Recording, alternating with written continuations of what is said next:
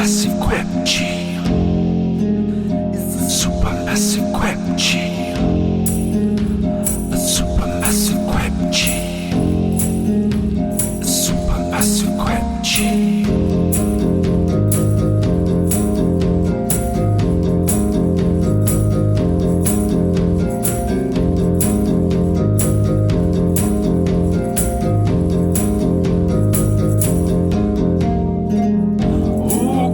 Are you starting to suffer? Are our attacks cutting to your soul?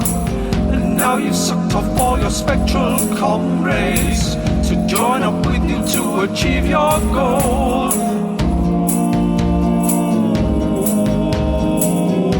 Greg set your soul alight.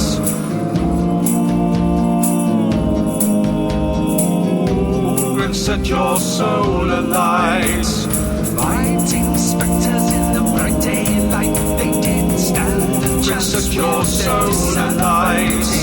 Fighting spectres in the bright daylight, they didn't stand a chance. Set your soul alight. A giant spectral monk now twists and twirls above us all. They say the bigger foe is sure to have the bigger fall. A massive target suits us fine. It's spectral bastard killing time. The adventure continues. Take my shitty blade. That sounds a bit dirty, actually, doesn't it? Brilliant. Yeah, Dabble's going to run in as well, follow everyone else. And again, with the rapier, 16? 16 hits, yeah. 23. 23 hits. Sorry, not hits. Yeah, that was damage. Significant damage. Yeah.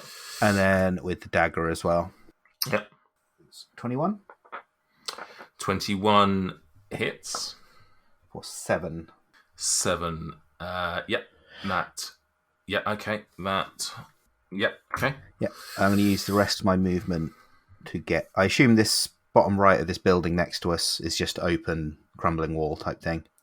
Yeah, so it was only the one Greg's on and then the two in the east that were roofed. Cool. So I'm just going to move into this building. Cool. Out there, I reckon. Take cover. Yep, okie dokie. Cool. Let me just check something. Okay, right. As you attack it... Oh, for fuck's sake, I just rolled a d6 into the fucking bin. Right. Throw that away. Yeah. As you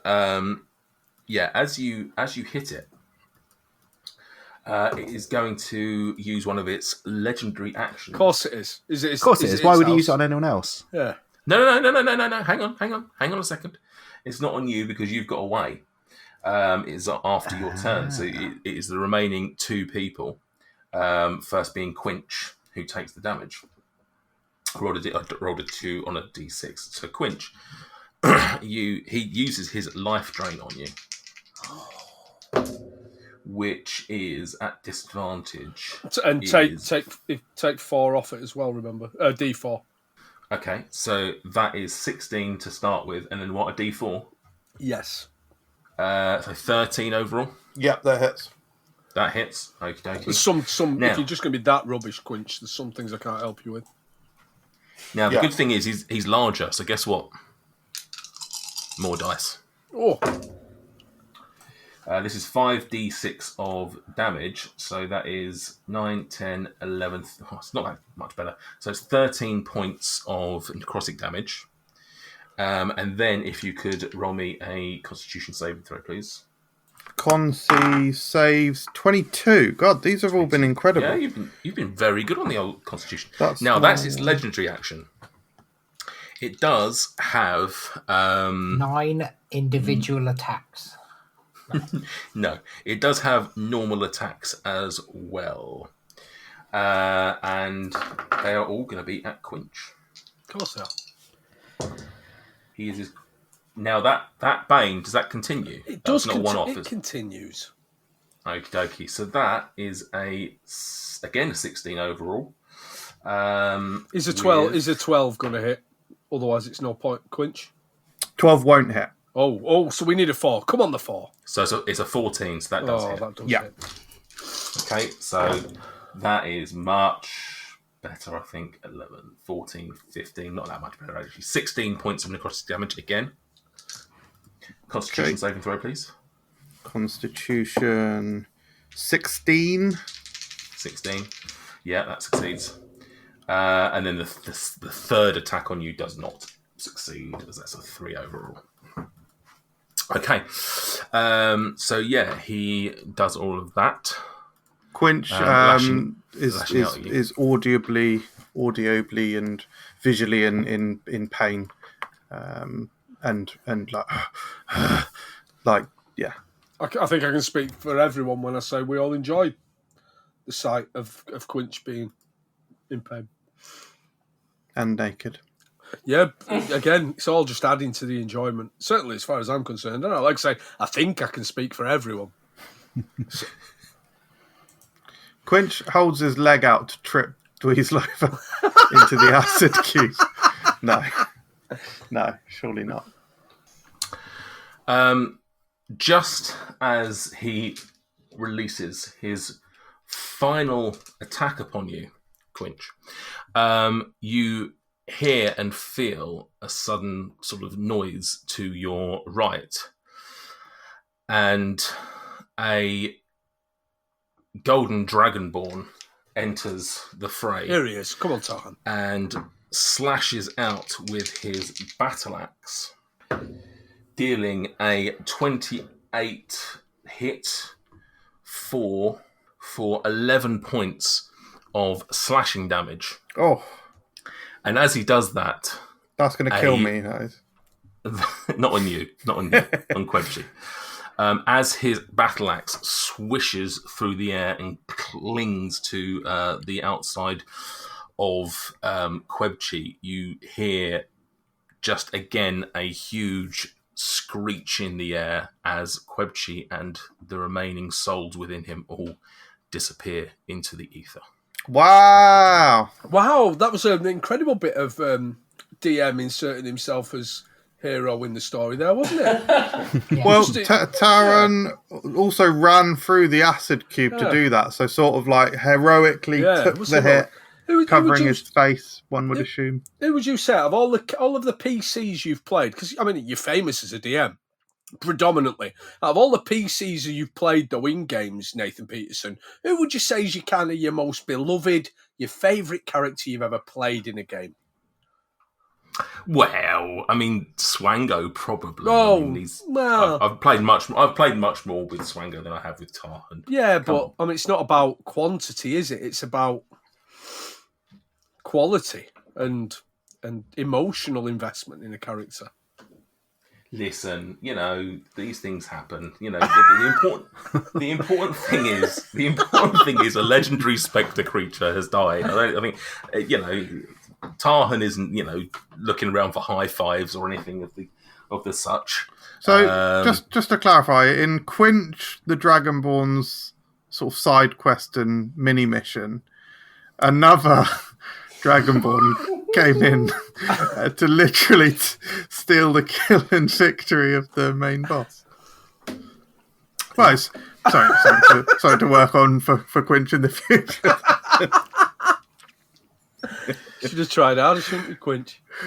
Yeah, that's it. Yeah. Some would argue maybe it just gives you a character to aspire to be, but Exactly. This is it.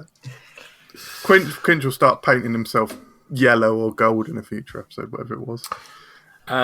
With that, you are out of combat, and Tarhun sort of again falls to his knees in.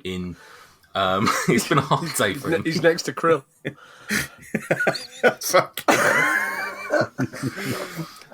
He falls to his so knees. And to the victor goes the spoils. the spoil.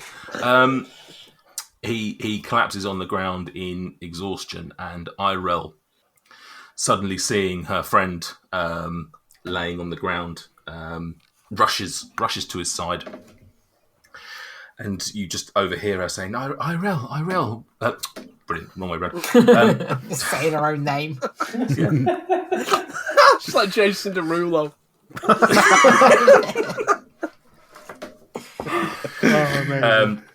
Tarhun, why did you do that? Why? And she looks over to her left. The portal, it's gone. Why did you do that?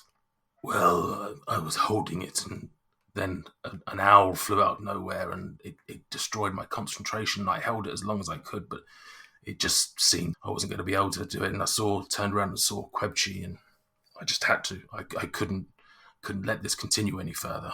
I'm sorry. I fear we are stuck here. Irel looks at him and says, There's no need to apologise. You did more than anyone could have possibly have asked, just coming here and helping me. Do not apologise. We will find a way home. It is not your problem. It is not your fault. And with that, she stands up and she looks at the rest of you, and her eyes fall on Quinch and says, Quinch, I beg of you forgiveness. I came to this land. I came here specifically for you. I came to capture you and take you back to our world.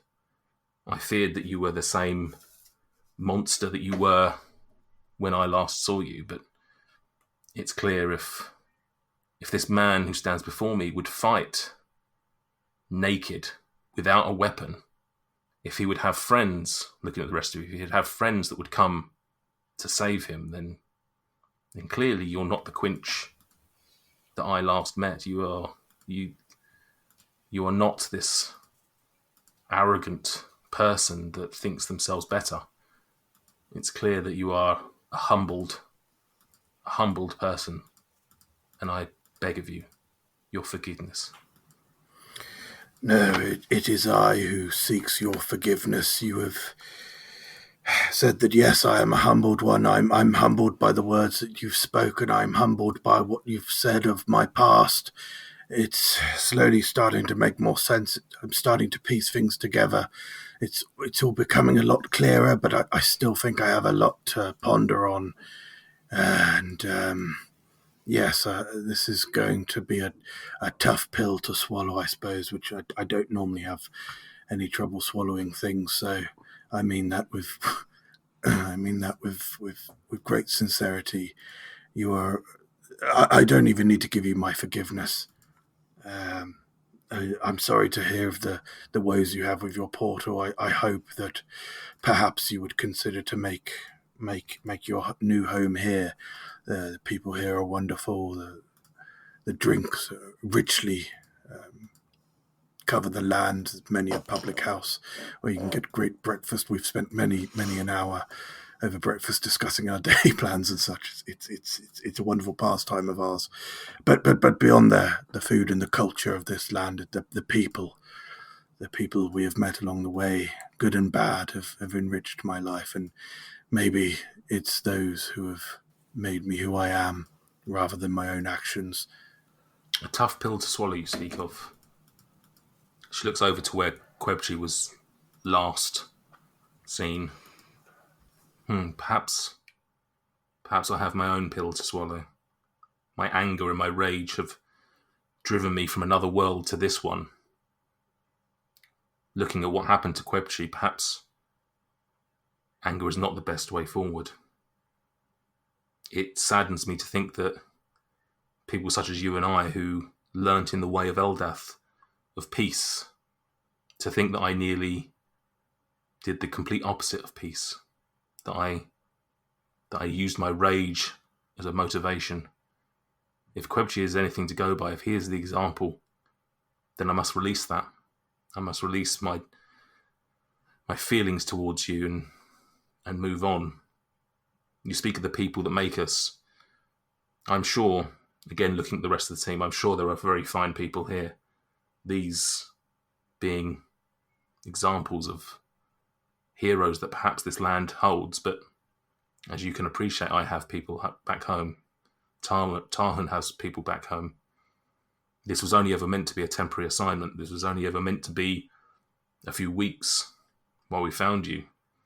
It's already gone on longer than I anticipated, and all I know is I need to get back home. Shant and Baron, and she looks over at Krill, and Krill are waiting for us. I cannot stay here. We cannot stay here. What do you mean, Krill? A small smile appears on her face. She looks down at Tarhun and says, I'll let you explain. I'll let you talk to this one. I wish to speak to the half-elf. But Quench, please know that it's clear that when I first unmasked you, you had no recollection of who I was. But fear not. We move on today. And I wish you all the best with your mission. You mentioned a giant problem. Seeing how you've handled a problem today with no fear and no cowardice, I don't doubt that whatever those giants have coming to them, that will be their end. You and the rest of this team will be their end. As Irel is saying this, Quinch slowly moves closer to Irel, holding Hayshit in his hands. He gently rests Hayshit, blade facing him, against the side of one of these buildings, and smashes his hands and manacles down onto the blade, hopefully freeing himself. Yeah. He picks up Hayshit, swings it around in his hands a few times. It looks really fucking cool. And then he swoops down and smashes Hayshit blade down into the ground. And he says, Quench the bringer of omens is no more. I stand before you, Quench the humbled. And then he kneels. Tarhun looks over and gets back to his feet and walks over to you and says, May I see your blade?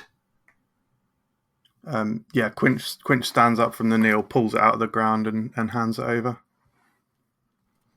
He puts away his own axe and he holds the weapon. You see him doing similar moves to you, perhaps not quite the same, but it's sort of just wielding it and just feeling the balance of it. And he looks at it and says, This is truly a fine blade, but I fear it has some dark past. A past to a blade, however, is not a portent to its future. And you see him rest it upon his two hands, like holding the hilt in one and the blade in the other. And you just see him dropping his head, and you just hear some words, just sort of melodic, sort of, you don't understand them necessarily. And he just passes it over and says, Perhaps a mighty warrior should have a mighty sword. And he passes it back to you. And as you hold Hayshit, you hear that distant noise of water again. And you recall, actually, now. Actually, roll me a history. History check, let's go. At advantage. Oh, don't probably even need it. 20. Okay. You recall that this noise is actually very similar to, I mean, water itself just sounds similar in usually, but this has just it's very reminiscent of the noise of the pool where you studied as Eldath. The Springs of Serenity. The Springs of Serenity. It's got that same. There's the same sort of noise about it, and you realise that this is perhaps Eldath speaking to you. Hayshit is now a magic weapon. Oh, let's fucking go. It allows you to use something called Hydrosprite.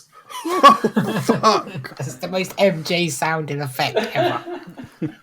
This very much sounds like a Pokemon.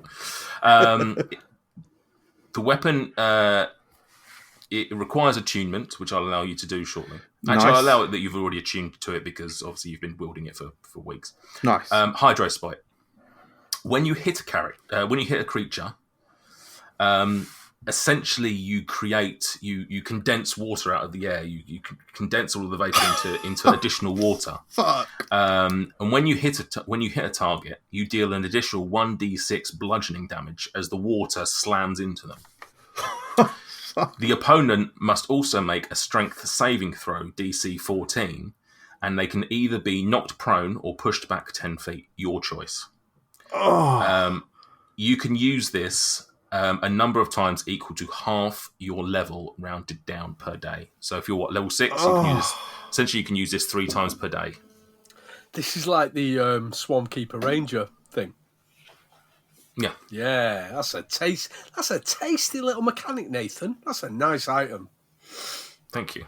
Oh, that's incredible. Do you think we could sell it for something? This is can only be attuned by someone who is proficient with Eldath. Oh, So no one, anyone else wielding like this weapon. one person in the whole realm, really.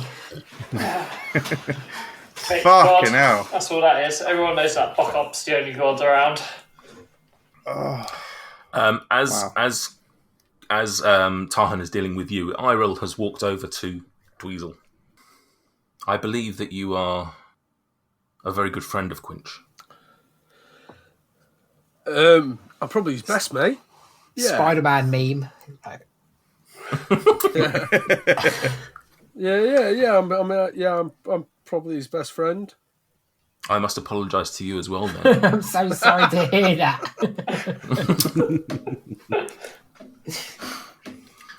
I must apologise to you for taking your friend in the middle of the night. For you must have feared for his life and his safety. Yeah, it was. I mean, as much as I'd like to style it out and say I wasn't bothered, it was. I accept your apology. I understand that what was going on was somewhat bigger than my comfort. You see the bigger picture. Yeah, I'd like to think so. I see I pride myself on being able to see the bigger picture in most things, and I'm not gonna hold you. I'm not gonna hold any ill will towards you for what happened here because this wasn't beyond your control. This was beyond your control. This was beyond everyone's control. You were just doing what needed to be done. I'm in your debt. Most people would not allow something like this to happen without any recompense. The fact that you chose peace is warming. I see a lot of myself in you. It's weird, that, isn't it? Tell me, how did you meet Quinch? I'm not sure that he's explained to you. I'm not sure he's had the opportunity in these moments to tell you really what's happened, but he does not belong in this world. He came to this world from our world, and he was different to who he is now. I'm intrigued to find out where this Dweezil made friends with him. Well, I mean, I'm aware that there are people in this realm who are not of this realm. This isn't. When I was a little boy, you just see the world and everything's just. You expect everything to just be as it appears to be, and then the more you see the world and the more you experience the world, you understand that sometimes things are different. We've had encounters with things that aren't from this realm. My friend Davov has recently been to another realm, for example, and it's. I must admit, it sort of explains a lot with regards to Quinch. I didn't have an inkling of it. I just thought he was weird. Some people just are odd. I've met people who are just odd, and I just thought that was Quinch. But it makes sense. To answer your question, I met him in an alleyway. It was a low point for me, and then I met Quinch. And in many ways, that low point continued, but in other ways, it was a high point. You know, it was. What I'm saying is that Quench, much like Hey Shit, is a double-edged sword. What were you doing in this alleyway? What? How did your circumstances Well, come? How did you cross paths? I was doing a few things. I was vomiting. I was being beaten up. I was soiling myself. I was multitasking. Multitasking. I think it's probably the best way to describe it. It was like I say, it was a low point for me. And Quench was beating you up? No, Quench saved me. Quench saved you? Yeah. I found myself in a place where some people took exception to my being there. And it was one of the few occasions where I can't remember whether I was lost for words or my words didn't have the effect that they usually have. But for one reason or another, I wasn't able to talk my way out of a situation, and Quench appeared. It's interesting that you say he saved you, because as I look at Quench today, and she turns around and he can't hear this conversation, he's talking to Tarhun at the time, I wonder if he truly understands how much you saved him. We had a dweezil where I came from. He was very good friends with Quench. He wasn't a half-elf, he was a halfling. But those two got into quite a few scrapes. They were notoriously disgusting. He would often come back to the monastery and talk about the time he and Dweezil did numerous sexual acts with numerous people in all of various places. One time, they went away, and that Dweezil never returned. And whilst he never spoke of it, we all suspected that perhaps something happened there. Whether or not it was his intention, whether or not Quench was directly involved. At the very least, their lifestyle and Quench's arrogance put that poor soul in danger. For he was no warrior, he was just a man following another man wherever he went. So to see this Quench, to see others saving him, to see others caring about him, as I say, I think you saved him as much as he saved you. I think figuratively and literally, that has somewhat played itself out throughout our time together. We have continued to save each other many times over. I am somewhat relieved to hear it's strange because I'm hearing about a Dweezil in another realm, and I can't help but to feel a connection to someone who shares my name from another realm. But and then to hear that person perhaps fell foul, but also somewhat relieved to hear that the things that Quench mistakenly says of his and I previous deeds were actually somebody else, because there is a period of time where I cannot be entirely sure of myself and my memory and my recollections, and some of the things that Quench suggests are anathema to my character, particularly those of a physical a physical element, because that is not something that I am drawn to, and it has always concerned me that Quench mentions these things, and it makes sense now that he knew someone with my name. It's strange that maybe there's that if we were physically very different people, I'm a half, like you say, I'm a half elf and he was a halfling. Perhaps there's a something in the idea of the soul. Perhaps. I said to Quench when I unmasked him that this world is the same but different. Some of those differences are physical, as you say. You say there's a krill in your world? There is. Krill, hearing this conversation. So Krill can't hear this conversation. I whispered it. Oh, well, You said there's a Krill in your world. Krill doesn't lean in. No, I do say it reasonably loudly. Is he the same? At this point, the conversation between Tarhun and Quinch has basically ended, and Tarhun's walking back to the rest of the group, and he hears this. He hears this question, and Irel looks across to him and just laughs and says, "I suspect more than they realise."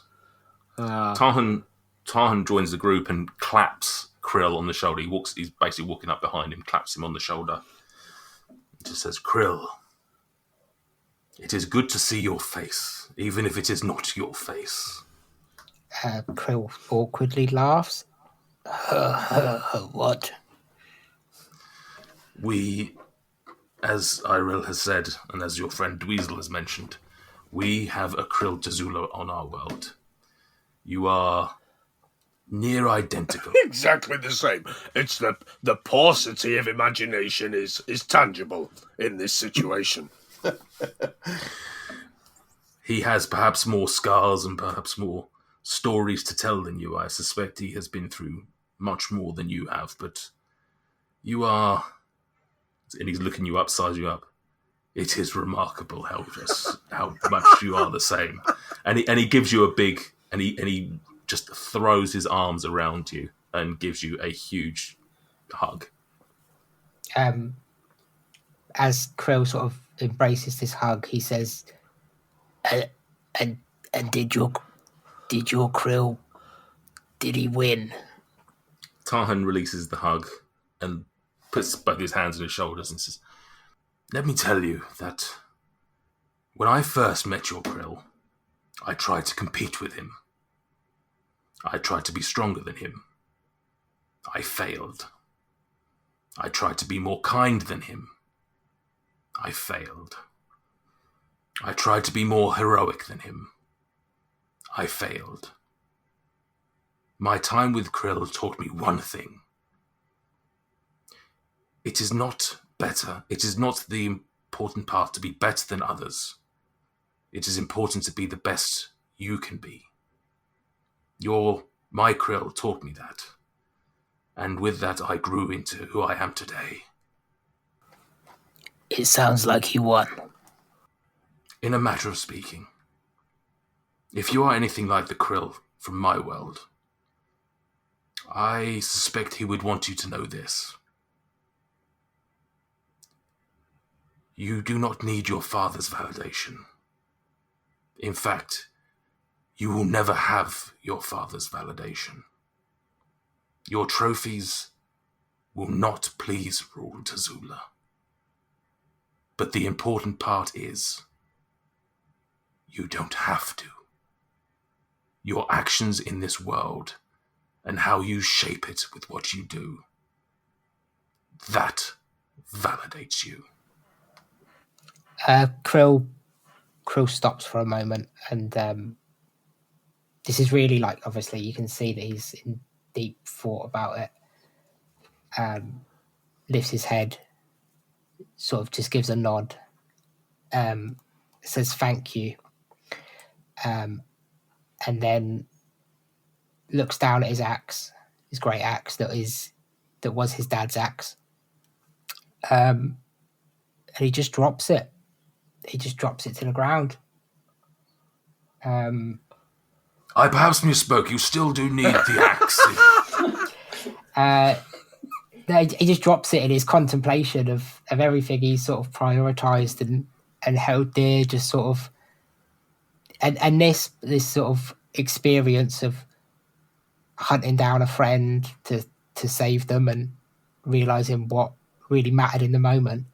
Yeah, Krill's sort of... Yeah, he's really had his priorities shaken, and he just... Yeah, he drops the axe and looks back at Tarhun and just... He doesn't say anything, he just nods, and he just shows that he understands.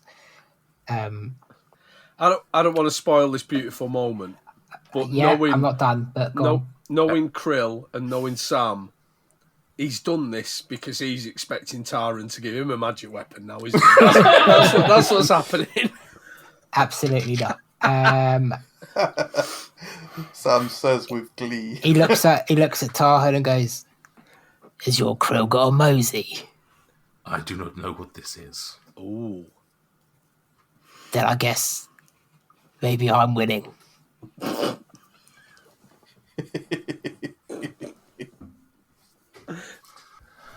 How does Sebastian react to this? Does your Krill have a Sebastian? What name did you say? Sebastian. He's a goat. Do not trust him. Fuck. That is all I can say. A goat, right? You mean a goat? Don't trust the goat.